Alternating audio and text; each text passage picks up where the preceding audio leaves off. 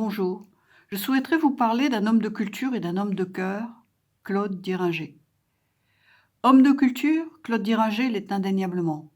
Il baigne dans la culture francophone et alémanique depuis des décennies.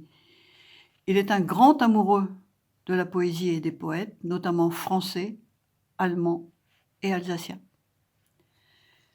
Il est un grand défenseur de la culture alsacienne, ce qui se traduit par des articles que publient des journaux et revues, dans lesquels il met en valeur le travail et le talent d'autres gens de plume.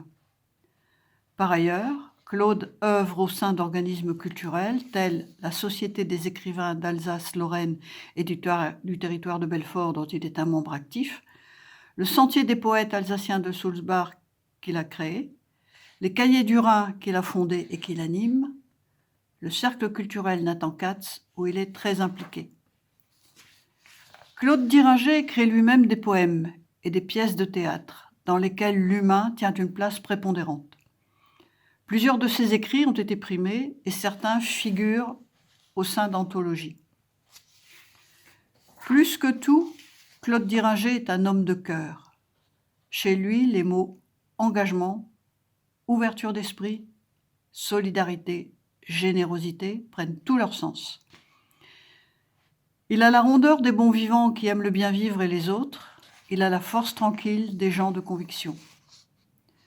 Tout ceci s'est traduit par l'exercice d'une profession où il faut aimer les autres, à savoir infirmier. Ça s'est traduit également dans une action constante en faveur de l'amélioration des conditions de travail, le syndicalisme.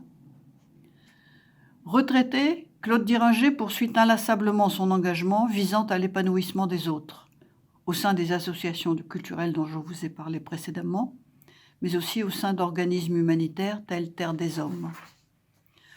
En conclusion, je dirais que Claude Diringer est une belle personne, que je suis fière et heureuse de connaître.